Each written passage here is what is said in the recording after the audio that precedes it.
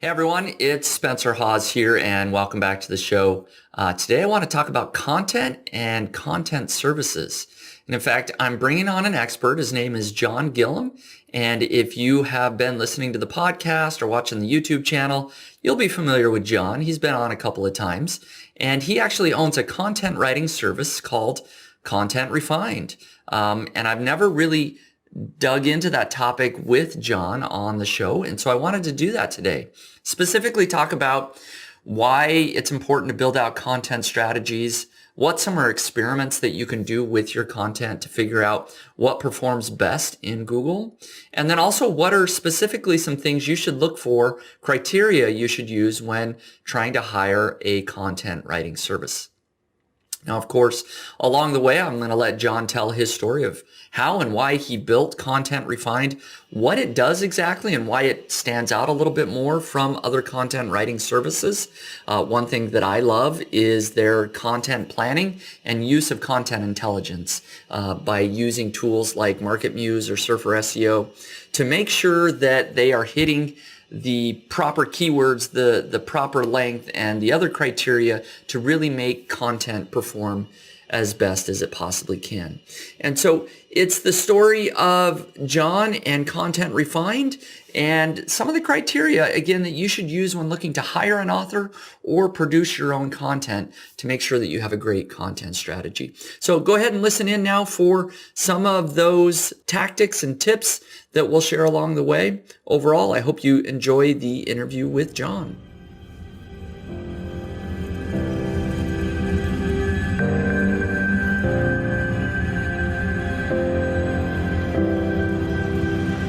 Hey, Jon, welcome to the Niche Pursuits podcast. Hey, Spencer. Yeah, good to be here. Good to be back, and always fun to chat with you and the audience. Yeah, you're an old pro here. Do we know how many times you've been on the podcast now? I think three. I think one way back, yep. And then one relatively pretty recently, and then this guy. I think could be another one in there. Maybe it's possible. Anyways. Some people can search the backlog if they want to find more episodes with Jon. He's been on at least 2 other times, maybe 3. Maybe there's a hidden one in there. But yeah, it's great to have you back. And you have a lot of different businesses, right? And so we've talked about a couple of those. And so we're bringing you on to talk about another business, Content Refined, and want to get the story of how you built that and everything involved there.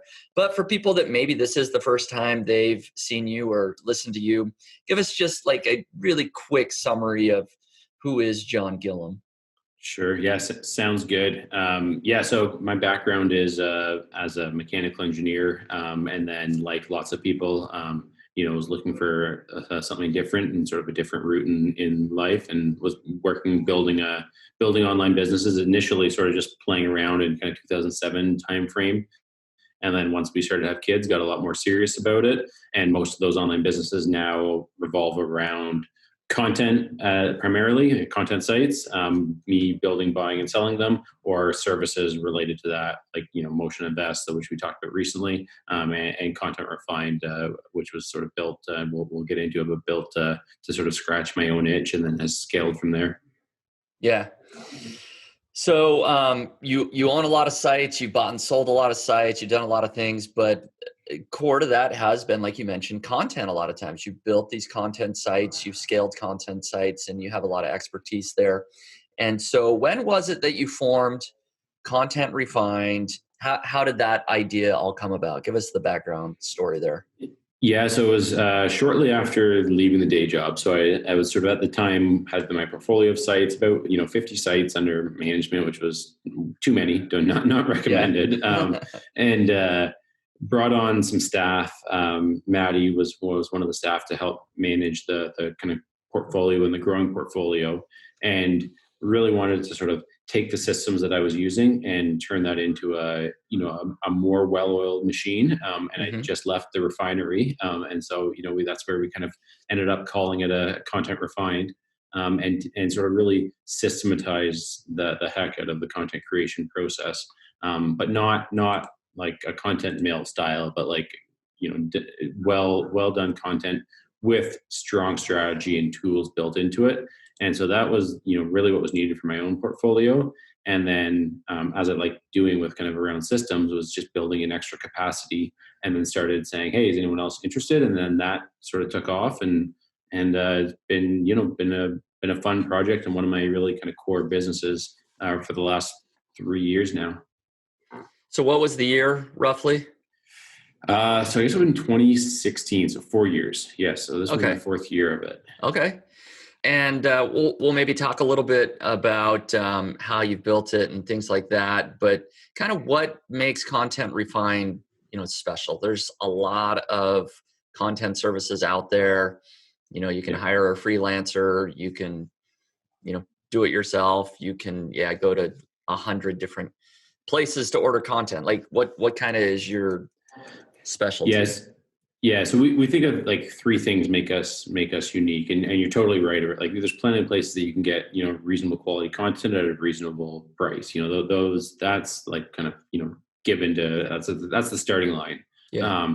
And so the three things that we sort of view as making us unique is the content strategy. And so really going beyond just like keyword research, cool, here's a keyword, go write an article. Keyword research, cool, go write an article. We really take that a step further and sort of analyze the site, analyze the competitors, analyze what the intent of the business is, that and the goals of the business, and really work to come up with a more thorough strategy. And so the content manager and the business manager works with each client, and at any volume of order really works through like, okay, how can we lay out this strategy to for you to win? Is it seeing what's already ranking on your site? Here's the cluster that we're going to go after next. Maybe we're going to set up a test to test a few things and then determine which direction to go. And so that's certainly the main thing that I think makes us pretty unique compared to like a lot of kind of the content mills out there, where it's just like input keyword, maybe a bit of a brief, and go. And then the end-to-end solution, so going right from kind of content strategy, keyword research, content creation, optimization of the content, and then the publishing. So I know a few other people offer that, but we really try and make that as seamless as possible for people to go right from end to end with Content Refined. And then the last thing that makes us pretty unique is our focus around tools. Like I don't think there's many service providers out there that have a statistician on our Upwork with an open contract on Upwork, where we use them to do sort of correlation analysis to look at like, hey, what's the right tool to be using to optimize content? Which is the right correlation SEO tool? Is it Market Muse? Is it, I know you had Market Muse Jeff on here recently. Yep. Is it Surfer? Is it Page Optimizer Pro? And so, which is the right tool? And so we've run tests over the years of keeping track of every article we've published. What's the right keyword difficulty tool and the keyword difficulty score to look at based on that site? And so we try and really kind of use that advanced tool and analysis to then feed back into the content strategy piece. So that's where we, really try and sort of put the science and the data behind the content marketing. Yeah. I want to follow up on a couple of those. So can people sort of piecemeal the services that you have? Like, let's say I come to you with owntheyard.com, my public niche site. I feel like maybe I've already got great writers, but I'm lazy and I don't have a content plan, right? Like I've got a bunch of content. Can I come to you guys and go, you know what? I just want to know like, what's the next like 50 pieces of content I should create? I'm going to do the content, but can you give me a plan? Yeah. So we usually price those custom just because like usually the value is for us is like in the selling of the content, but we've done that plenty of times. And like what we often find is even like, you might, you're obviously an expert at this, would likely be, way more of an expert than potentially the person that was doing it. But the fact that like you just come at it with, you have your lens of looking at, okay, what's my next content cluster? What's my next content? And then, but having that separate set of eyes to come in and say, hey, where else can I go? And so actually, mutual contact used us where they had a site that had, they were up to like 800 articles. And he was just like, I'm tapped out. I don't know where to go next. Like, I'm great at keyword research, but I'm just like, where do I go? I've stared at this website for hours, right? I need a fresh set of eyes. Yeah. And so we came in and Narcissus came up with a content strategy another kind of set of 100 pieces of content. We did half, and their internal team did half. Okay. That's very cool. And then the other sort of piece that I like a lot is you use either Market Muse or some other tool to kind of optimize the content. Do you do that for all content that's written on Content Refined? Yeah, so all content starts out with a brief Yeah. created by those tools to sort of help us get close, and then the editor goes through and with each piece, make sure to optimize the content. So within the brief creation, we define the word length based on the competition, and then the editor goes through to make sure our content score. And we do use through all of our tests, Market Muse has continued to be the kind of the best performing tool for us. So that's yeah, every article gets that All sort right. of stamp of approval. That is very good.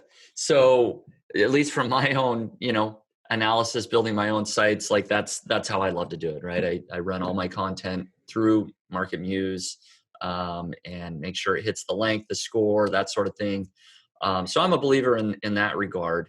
Do you have any sort of success stories from clients that have ordered a bunch of content through you guys and they saw, either increased traffic or earnings? Like what can you share either yourself or any clients that you have that have used Content Refined?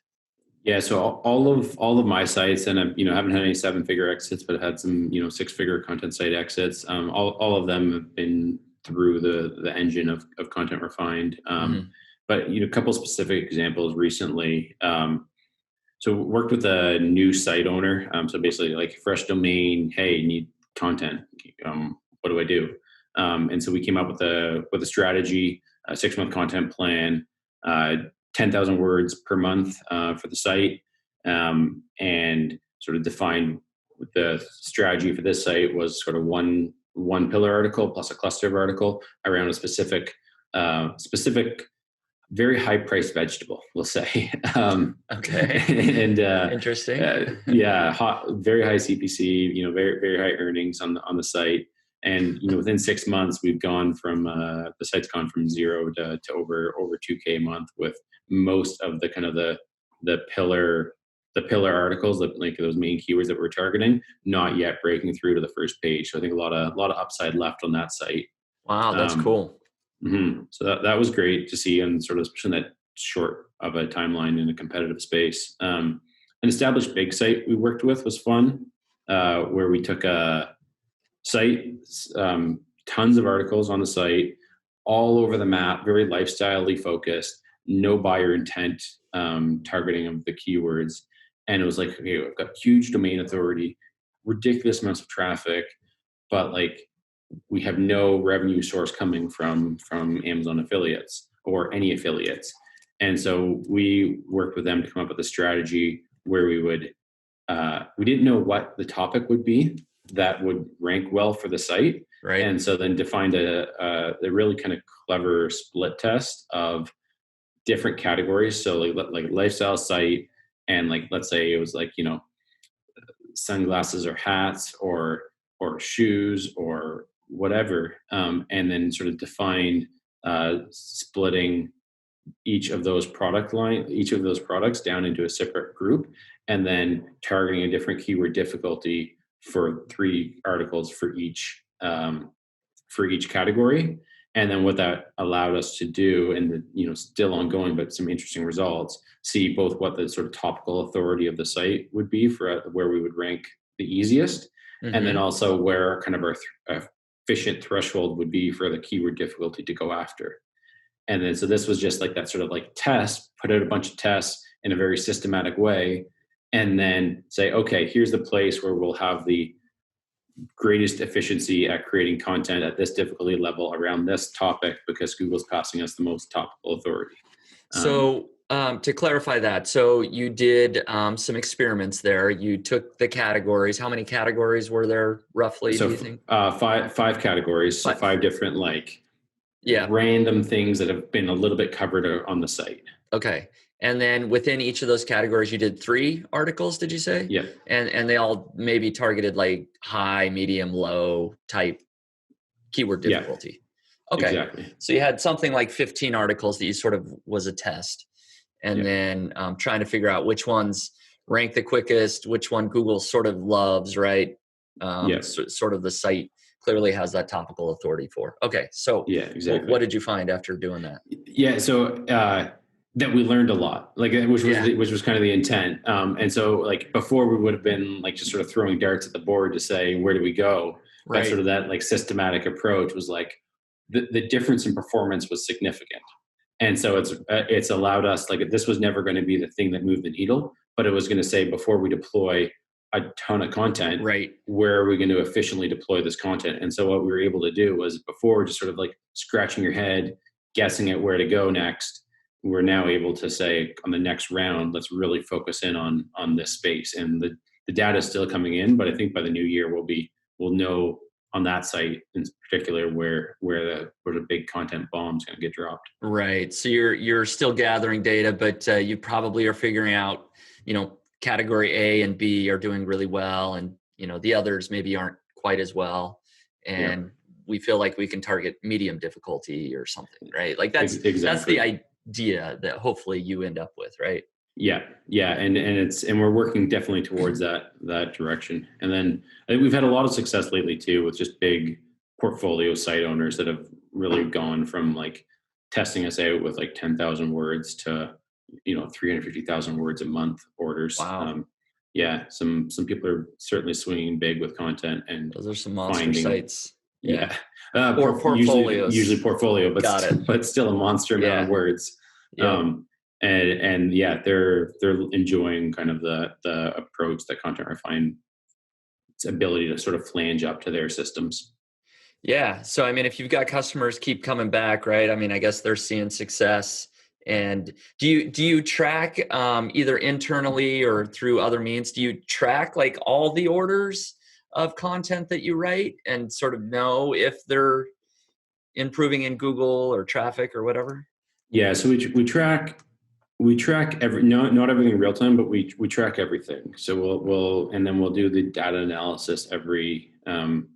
Typically we try and do it like a really thorough one every year. So we look at all content that's been produced and look at the keyword, the difficulty, the length, the market view score, and then run some correlation analysis on that on our own data to say, what's the content that we can produce that gives our clients the best chance of ranking.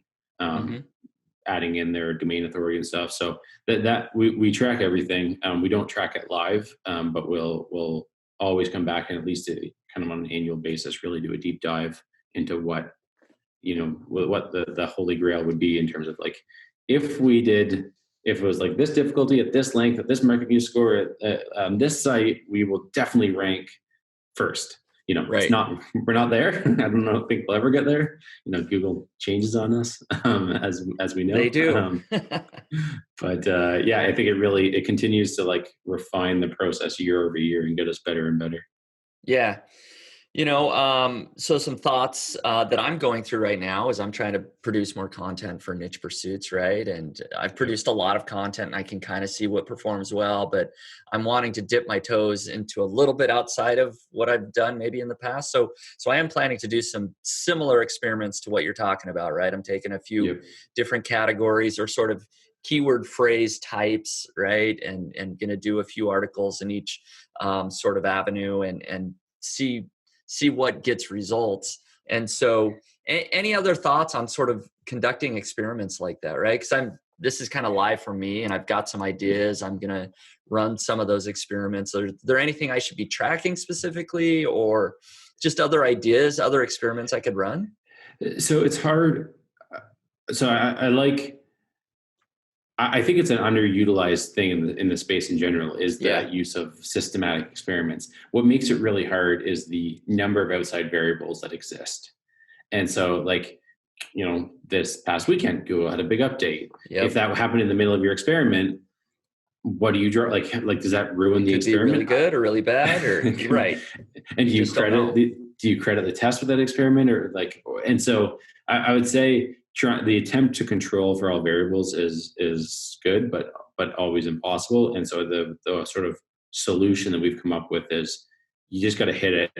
You can't rely on like a single article as a test. It's got to be like a group, and then the weighted average of that group's performance compared to another group.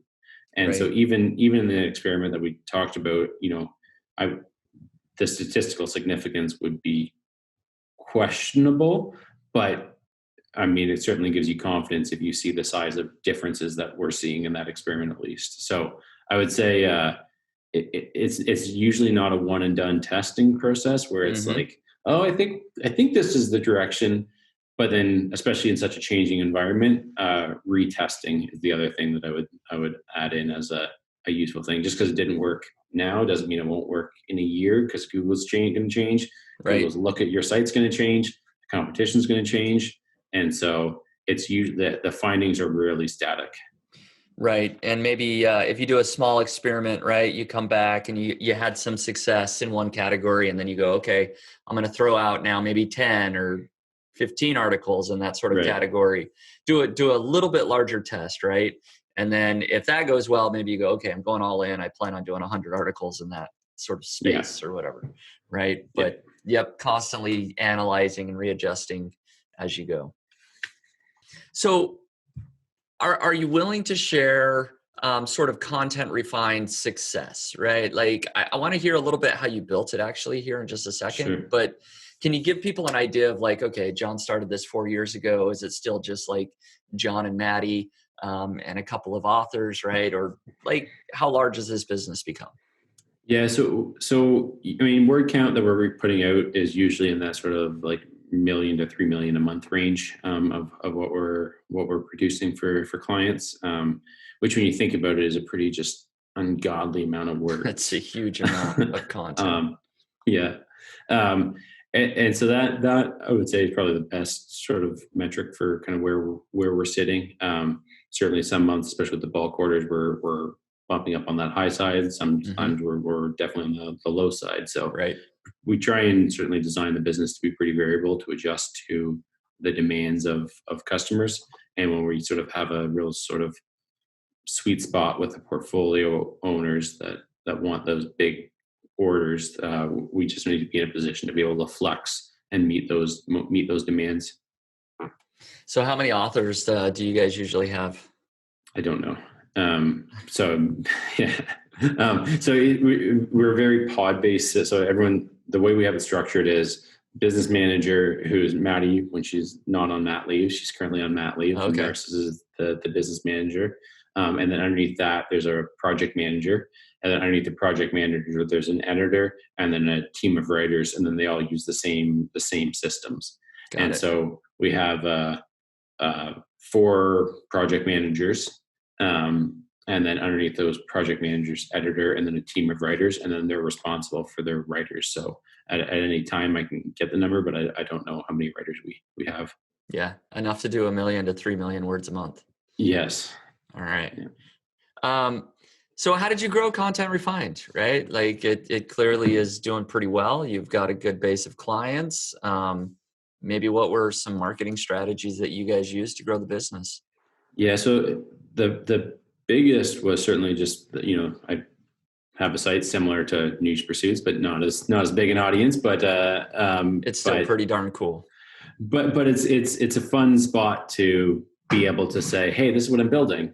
Um, Check it out. Like this, I talk about the need that I have in the space, and so that got that first kind of core group of customers, and then from that first core group of customers, improve the service. Mostly, it's been word of mouth over the last 2 years has been the sort of primary driver.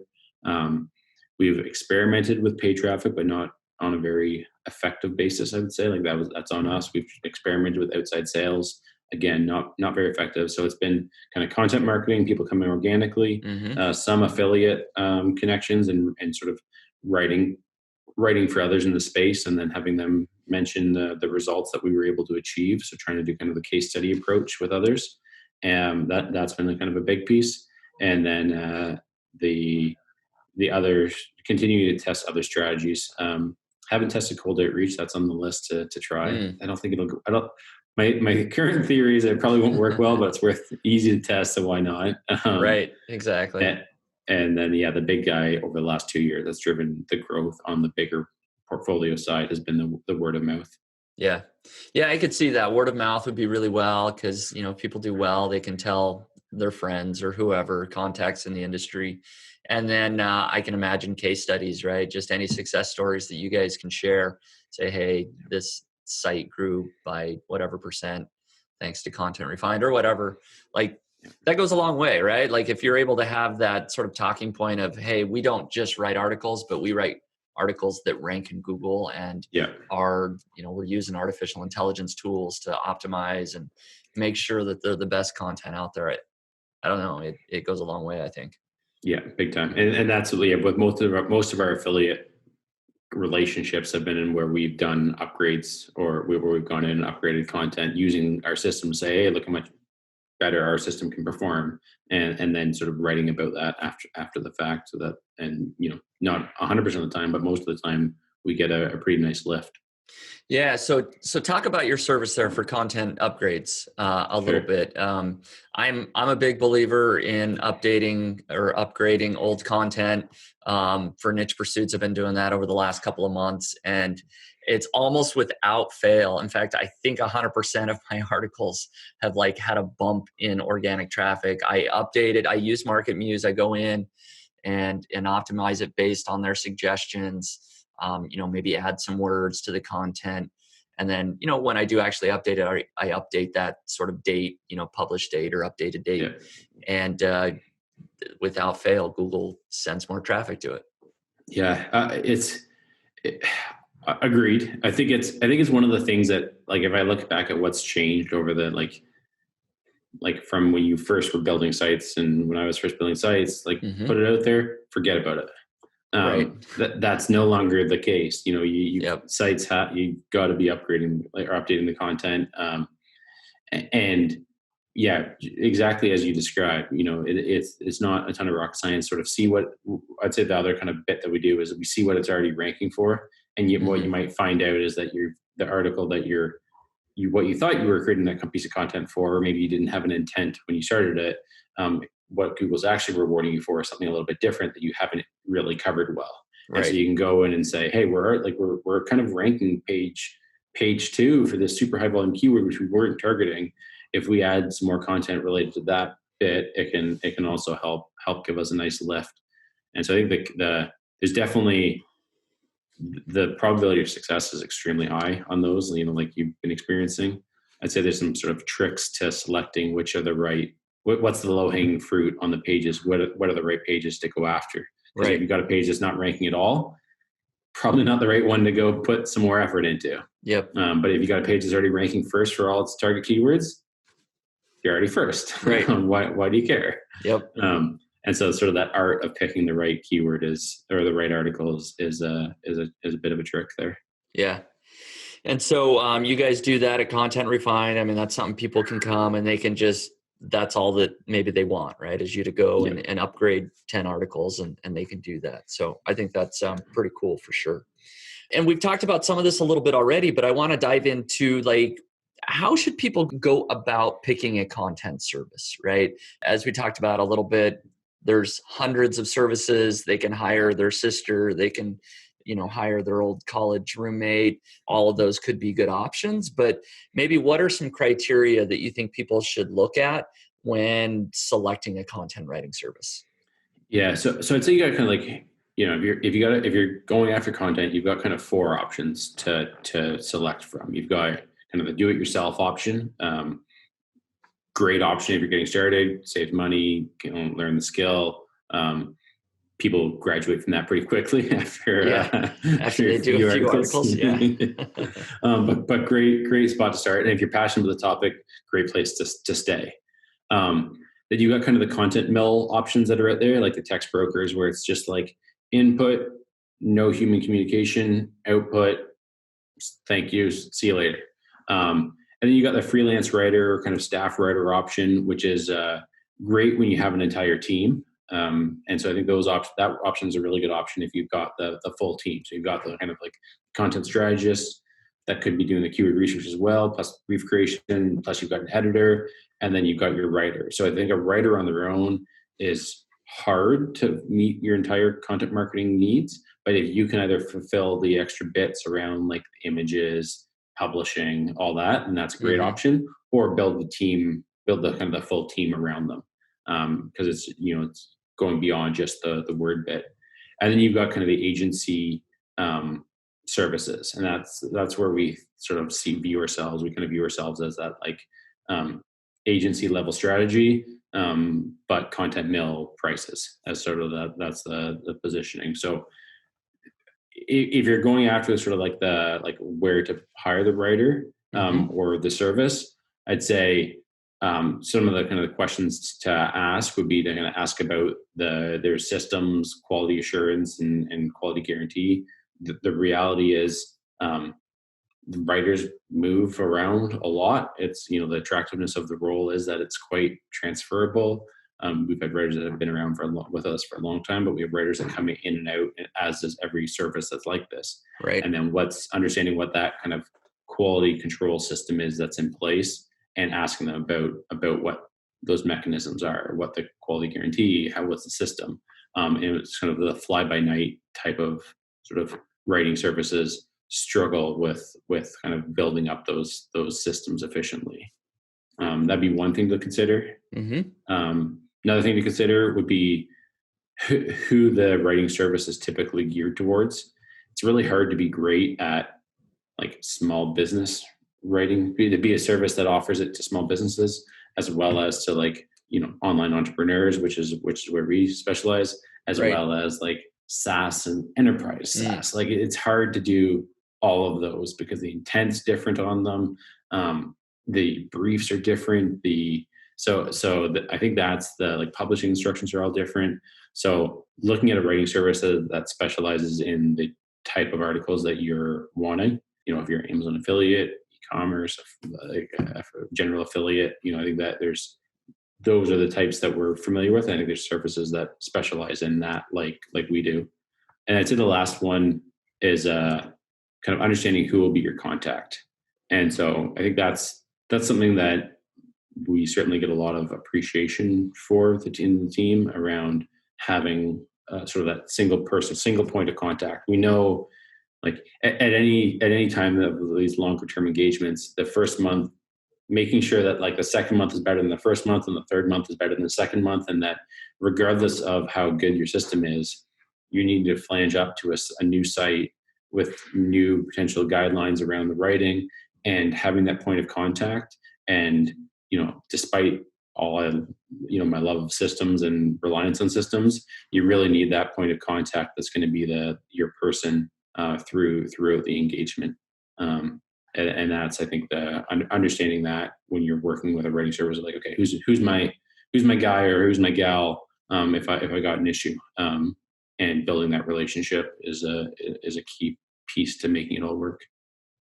Yeah, I think those are some good points when looking at whether to hire an in-house person or an agency, or go with content mills and all those other things.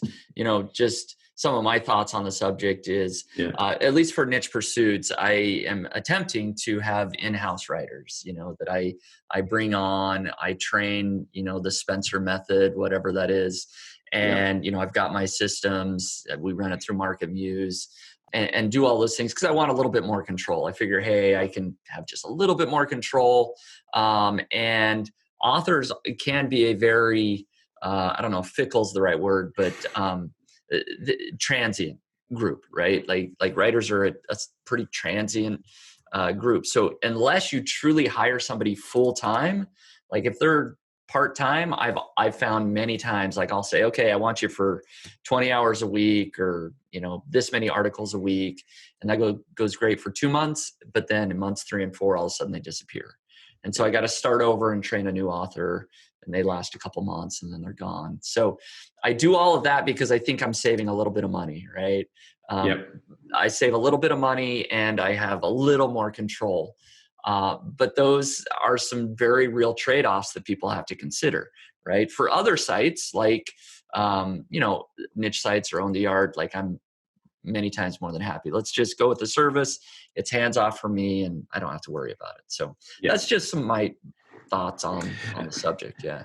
Agreed. I think the other bit for like niche pursuit, like there's where a lot of these services, and I should have mentioned it, but a lot of these services struggle, and we do too, is like, if it's like, hey, here's the personality, here's the voice, that's really, really hard to It bake into a is. system. It's Yeah. got to be that like attached at the hip type of writer where they really become a ghost writer for you. And so I think if you're writing with personality, it's got to be in house to pull that off successfully.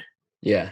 Yeah, I agree. So those are some good points that I think you explained what Content Refined is good for, or just any content agency is kind of good for. You know, Content Refine's a great option, but there's others. That would be kind of the go-to play if I wanted to go full hands off. You need to have some ability to sort of manage the site. So whether if you want to go full hands off, there's like brand builders that can kind of do a little bit, go a step further than just doing the Yep. Do a little content. bit of marketing as well. Mm-hmm. Yeah. And so those that would be the way that I would go if I wanted to go full hands off. I would sort of kind of counter that with like, I don't think this is a space to go full hands off. I think this is a space to go to find your value add and then go hands off on the rest. That's my like kind of go to theory. I don't think like someone coming in with expertise and going hands off, that's fair, because you're still going to be able to monitor and manage it. But if you're coming in cold, I think there's still a need for you to kind of find your space to be able to add value and monitor the site. And then go hands off on the rest.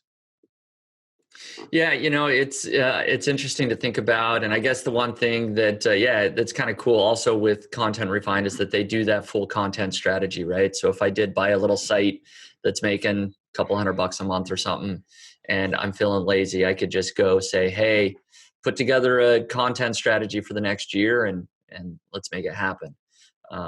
So that's something interesting that if I ever find the time, maybe I would consider doing. But I just also know that little things with sites come up, and Mm-hmm. you just want to dabble a little bit, and before you know it, you spent 3 or 4 hours like looking at the stats or whatever, right? It's hard to I gotta go be full. Careful. It's hard to go full hand. Like I think content's part of the solution, but what about that plugin that broke that just took down all of your affiliate links, or just flipped the site to be a no index? Like it's like it's hard to be totally hands off. Yeah, hard to go full hands off. It's doable, and I mean, I think it's the problem, the next problem to get solved in this space, and hopefully there's a solution there. But I think there's such a need for people that want exposure to this space, that want to be full hands off, and especially if you're coming in with capital, it's a real slow slog to start out, like manually updating WordPress plugins and troubleshooting why the builder is having a conflict with your email opt-in. Right. That's when you've got capital, spending time on that is a pain. There's little issues like that come up, sometimes it's little technical issues, but then the other side of it is really, even with Content Refined, like you guys aren't sitting analyzing the stats of like, the traffic per se on a daily, monthly basis, or thinking, you know what, I want to take the site in a completely new direction because I see an opportunity there, right? Like that's not your role. And somebody that buys a site, that is your role, right? Is like to see an opportunity like, whoa, this is happening because of coronavirus, or this is happening because of the new iPhone or the new headphones. What do they call them? The AirPods Max or whatever.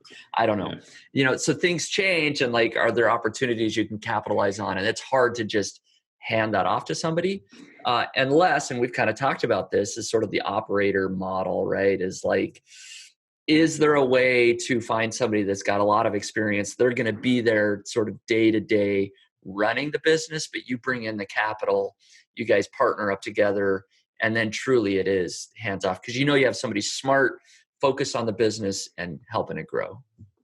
Yeah, totally. And I think we've seen that comment. I'd say Content Refined does get into that level of detail, but what we don't have access to is the dollars. So it's like, cool, we see the traffic, but we don't know if that was a totally worthless sort of cluster that whereas the other cluster that's performing half as well is where the money is being generated. Right, so, exactly. And we're totally blind on that, where the operator isn't.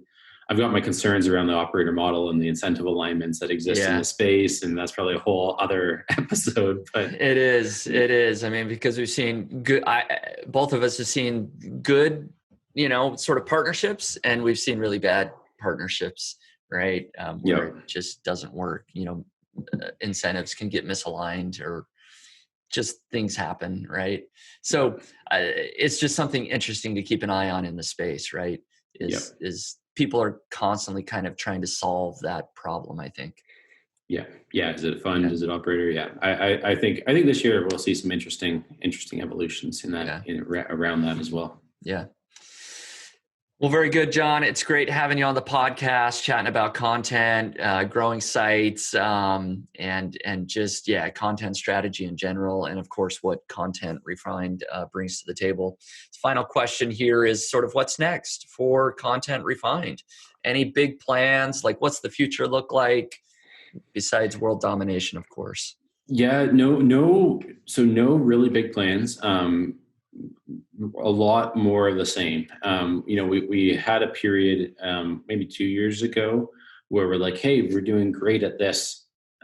Let's look to kind of expand and offer different types of services.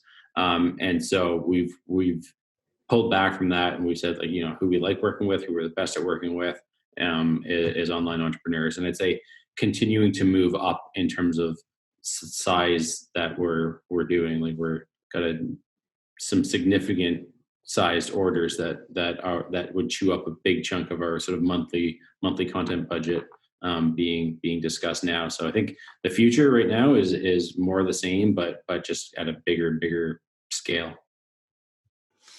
Very good. If people want to get in touch with you, where should they go besides contentrefine.com?